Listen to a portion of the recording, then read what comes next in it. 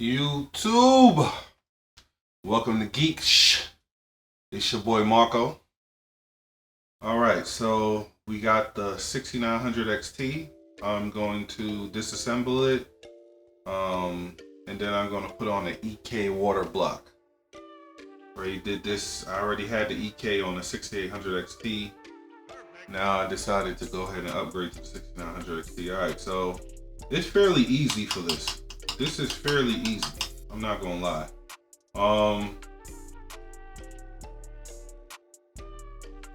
First thing first, you have to take this apart. Hold on. So first thing first, they made it simply easy. So first thing first, you gotta take these out first. You gotta detach it from, because this is attached to the PCB. So you gotta detach the PCB.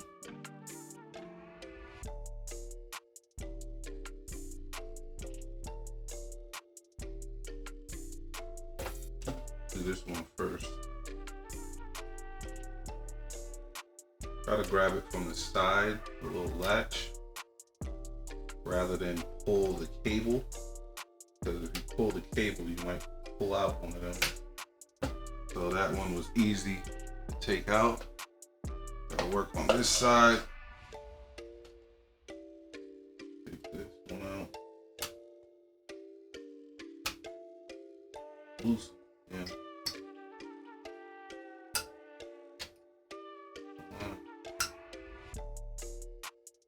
Alright, came out. Yeah, that's fine. So that came out. That's the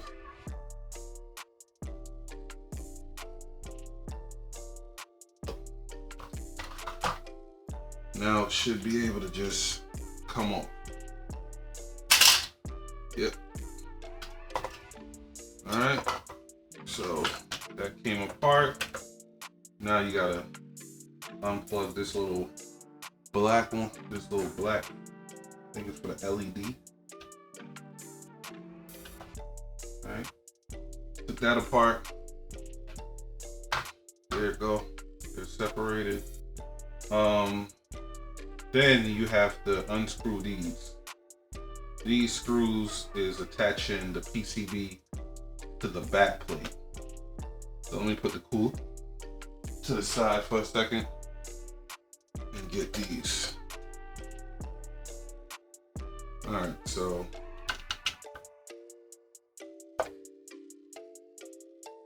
and also if you was just repasting it, that's basically all you gotta do. Like, you just remove the paste, put on the new paste, and put it back together just how we just took it apart. Like, they made it pretty simple. I'm not gonna lie.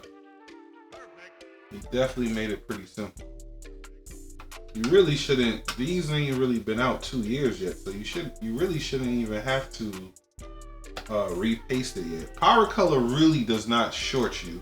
Out of all the companies I've seen, Powercolor really does not short you on thermal pads, thermal paste, none of that. I feel like Powercolor really take care of the card the most.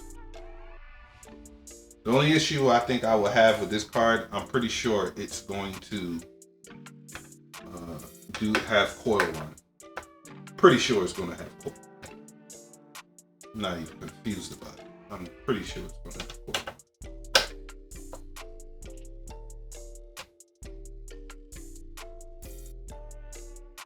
Alright, so that one out, that one out. That's good. Oh, here go one right.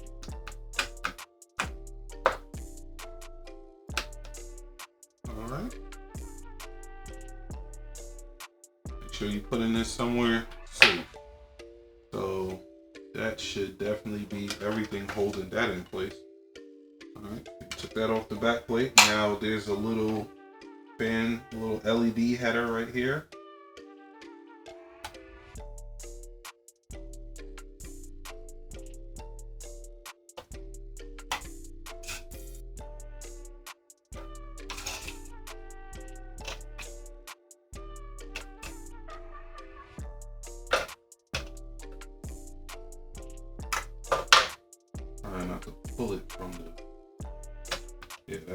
easier. All right, so there you go. That's unplugged. All right, I'm going to be putting an EK Waterblock on this. So what I want to do is put these thermal pads. I want to put these thermal pads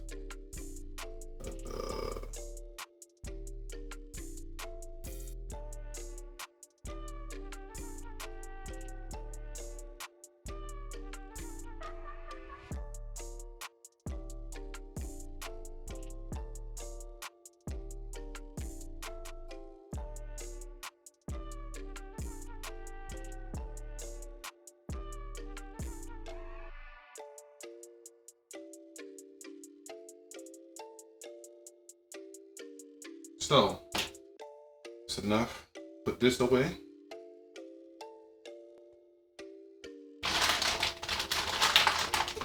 Put that away. Now for the EK Waterblock. Can I clean this off? Let me clean this off.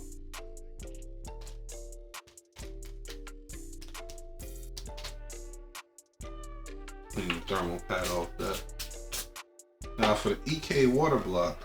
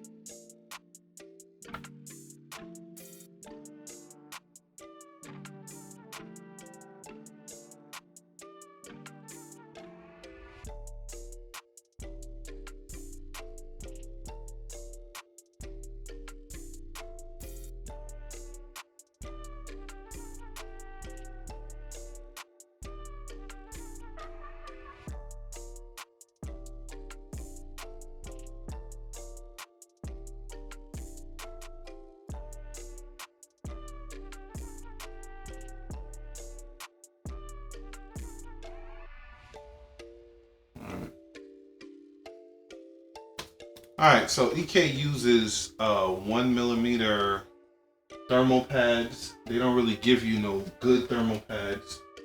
So I'm going to use Gelid Extremes. Which is totally fine. And it'll give you better thermals as well.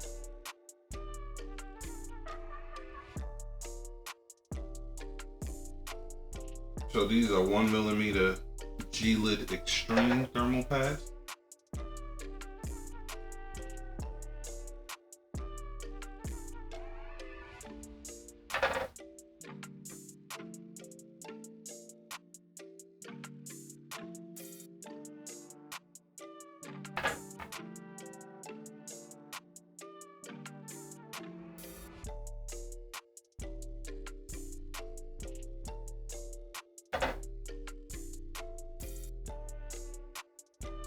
It will actually give you better thermals, probably like a 5-degree difference.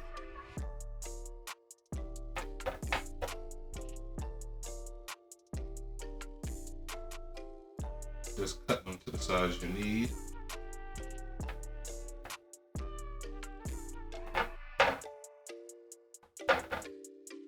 Alright, so if you look at the instructions that they give you for this EK, they say put it here,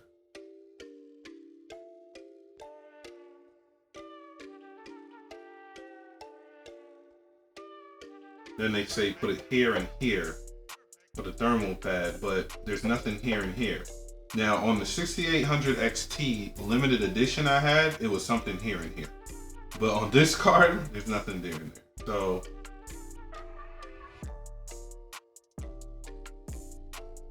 I'm going to put it on this one.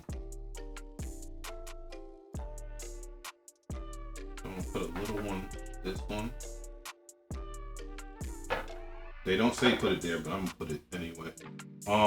Then I got to cut one for these. Now, EK, you should have your EK 1mm. You just cut them for those sizes.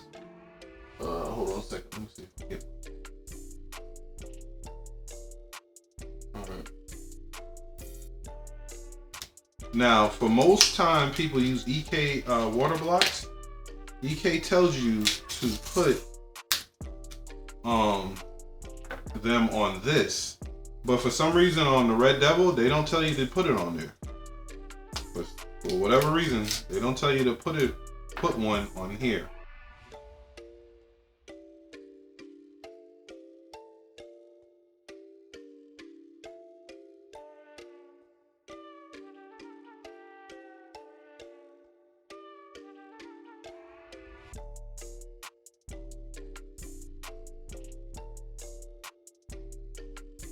On here, and normally I would tell you on a cooler, like, you know, put more, but on here you really only need a thin sheet. Really only need a thin sheet on here. You don't want to really overdo it at all.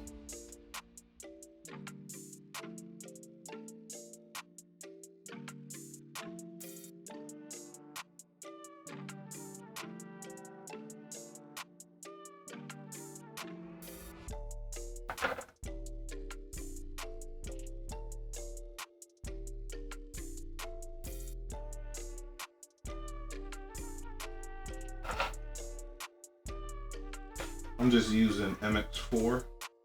I think the best one to use. Well, EK gives you one, but if you ran out of the EK one, the best probably one to use is like Cryonaut.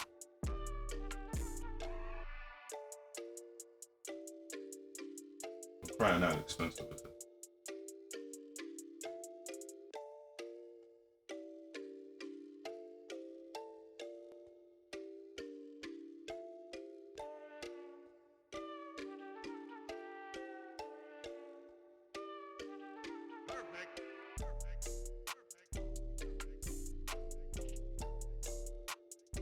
And EK recommends just to do an X.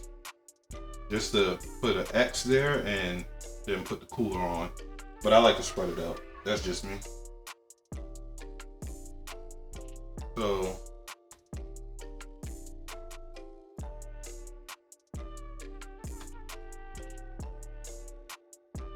maybe let me put one right here, because they do tell you to put one right there, but there's nothing there. Not on this one. On the limited edition 6800 XT that I had, it was most definitely one. It was MOSFETs there.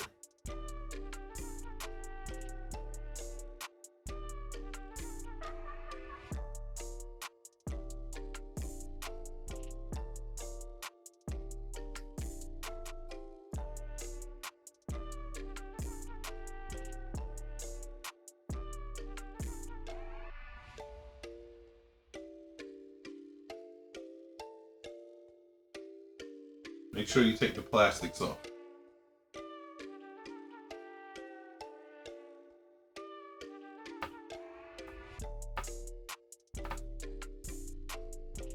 All right.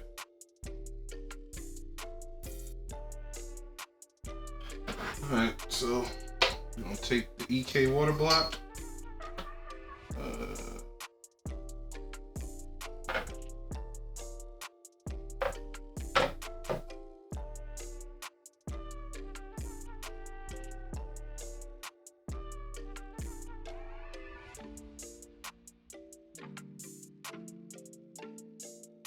Put that on.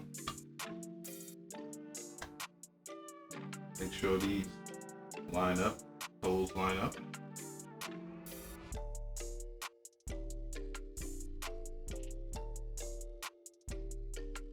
All right, so now we gotta screw that in.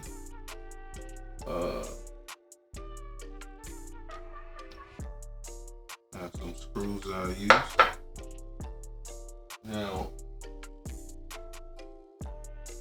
Now I have a back plate.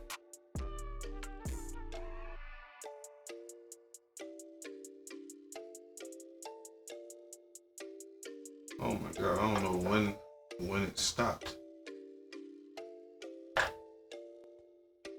I don't know when it stopped, but my camera stopped. Oh, the battery kind of low.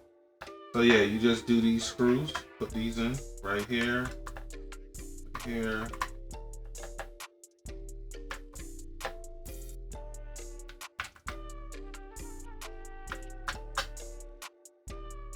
You don't want to overly tighten it at all.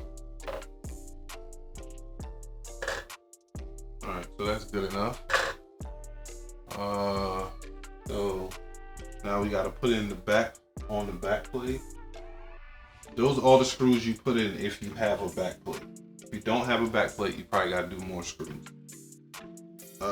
So here's how you set it up with the thermal pads. It's the 2mm ones that go on the back plate. They go over. This is how mine looks. So then you put it on like this. I gotta put 2mm right here.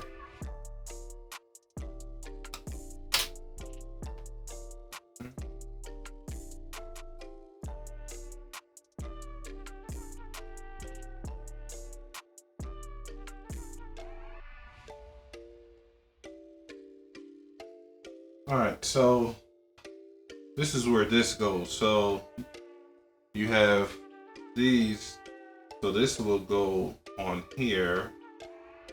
This will go here. Here, this will go here. You got these two, will probably go here and here. And this one goes over this. So pretty straightforward.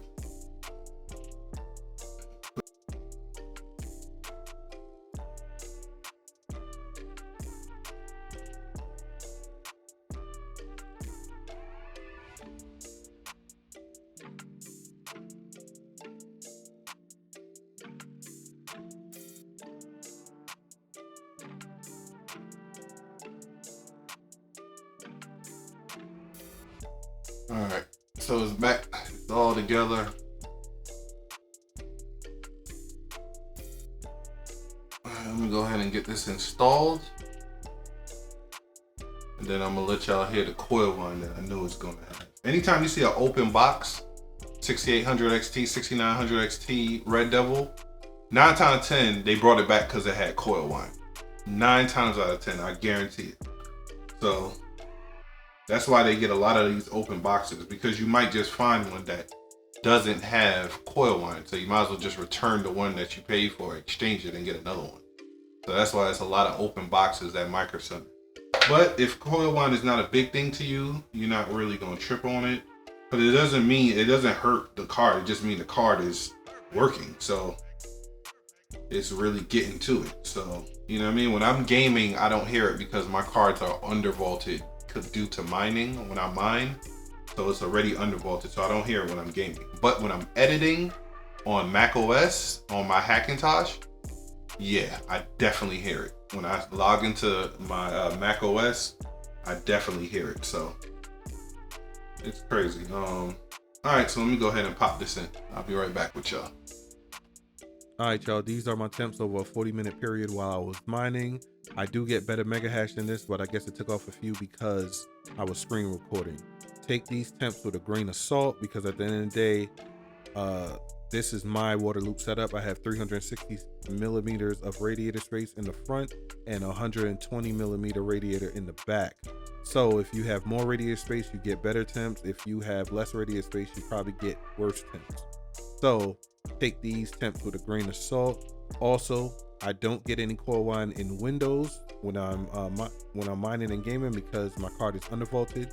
But when I'm in Mac OS editing, I do get a lot of coil whine because there's no such thing as undervolting in Mac OS. I'm gonna go ahead and let y'all hear that coil whine, and I'll be back with y'all on the next. Peace. Just want you to hear the coil whine in Mac OS.